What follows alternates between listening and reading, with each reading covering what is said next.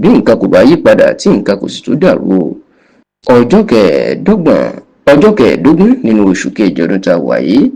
èyí tí ó jẹ́ July 15th 2025 tó jẹ́ ọ̀sẹ̀ tó ń bọ̀ yìí, òun gan ni gbogbo àwọn àgbààgbà orílẹ̀-èdè Nàìjíríà ni wọn yóò máa pàdé ní ìlú Àbújá, tí wọn yóò sì ṣe ìpàdé lórí bí wọn yóò ṣe yí òfin Nàìjíríà padà, tí wọn yóò ṣàtúntò Nàìjíríà tí gbogbo ayé tí ò fi rọ̀ gbogbo ọmọ orílẹ̀-èdè Nàìjíríà lọ́rùn pátápátá. àwọn ẹgbẹ́ àwọn àgbà Nàìjíríà tí wọ́n ń pè ní The Patriot, tí alàgbà Emeka Anyaoku tó jẹ́ alága wọn, àwọn ló máa ń ṣagbátẹrù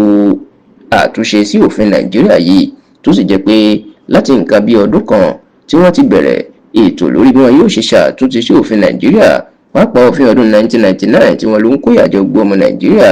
wọ́n ti padà fẹnu kò lé ọjọ́ kẹẹ̀ẹ́dógún nínú oṣù kejì ọdún tá a wà yìí, the 15th of July 2025, gẹ́gẹ́ bí ọjọ́ tí wọn yóò ṣe àpérò tí gbogbo àwọn aṣojú káàkiri gbogbo Nàìjíríà àti gbogbo ẹ̀yà tó wà ní Nàìjíríà tí wọn yóò pàdé, tí wọn yóò ṣe àtúnṣe sí òfin Nàìjíríà. nínú àtẹ̀jáde tí akọ̀wé àwọn tó fẹ́ ṣàtúntò náà yan ọ̀jọ̀gbọ́n Anthony Killer tó fi síta ló ti jẹ́ kó di mọ̀ pé inú gbọ̀ngàn ilé ìtura Transcorp Hilltop Hotel tó wà ní ìlú Àbújá ó ní ìpàdé àpérò náà yóò ti wáyé. odidi ọjọ́ mẹ́ta gbáko sí ní gbogbo àwọn àgbààgbà Nàìjíríà káàkiri Nàìjíríà àti aṣojú ẹ̀yà kọ̀ọ̀kan wọn yóò fi wà níkàlẹ̀ láti ṣàtúnṣe sí gbogbo òfin Nàìjíríà, èyí tí yóò jẹ́ kí inú gbogbo ẹ̀yà kọ̀ọ̀kan dùn. Tẹlifíṣàn Yorùbá Tòótọ́ gbọ́ pé ẹgbẹ́ The Patriot pẹ̀lú ìfọwọ́sowọ́pọ̀ ẹgbẹ́ tó ń jẹ́ Nigerian Political Summit Group NPSG ó ní wọ́n jọ ṣàgbátẹrù eléyìí o. a gbọ́ pé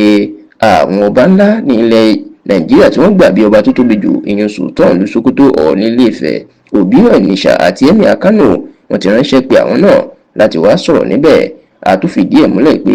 àwọn tó ń ṣàgbátẹrù ẹ̀ ti ránṣẹ́ sí gbogbo àwọn gómìnà tó kọ̀ọ̀kan lórílẹ̀‐èdè Nàìjíríà pé kán yan aṣojú mẹ́rìnlélógún wà, ìyẹn 24 representative. bákan náà ni gbogbo ẹ̀yà kọ̀ọ̀kan tó wà lórílẹ̀‐èdè Nàìjíríà àwọn náà yóò yan aṣojú ogún wà. yàtọ̀ sí eléyìí, Tẹlifíṣàn Yorùbá Tòótọ́ àtúnfìdí ẹ̀ múlẹ̀ wípé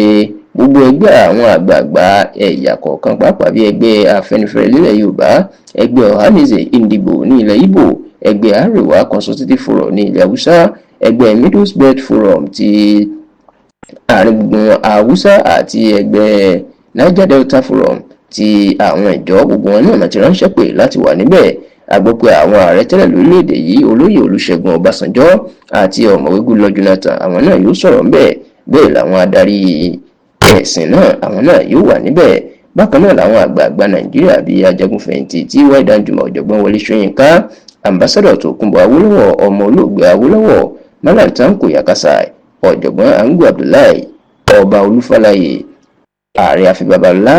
ọba Aláìtàn Ọládìpọ̀ ti Afẹ́nifẹ́re, Bishop Matthew Kukah, ajagunfẹ̀yìntì Alani Akínrádé àti bẹ́ẹ̀ bẹ́ẹ̀ lọ. àwọn náà yóò wà nínú ìpàdé àpérò yìí. tó bá sì ti parí, níṣe ni àwọn àtàwọn aṣojú ilé ìgbìmọ̀ aṣòfin àgbà wọn yóò lọ rí ààrẹ Bọ́lá Ahmed Tinubu l'Àbújá o, tí wọn yóò sì gbé àbájáde ìpàdé àpérò náà lé lọ́wọ́. ẹgbẹ́ kó ṣòfin tuntun sí Nàìjíríà káyé gbogbo ọmọ Nàìjíríà lè dára, àti pé àtúnṣe òfin táwọn aṣòfin tí wọ́n ṣe sí òfin ọdún 1999 lọ́wọ́, èyí táwọn fẹ́ ṣe yóò ràn wọ́n lọ́wọ́ láti fi kún nǹkan tí wọ́n fẹ́ ṣe ni.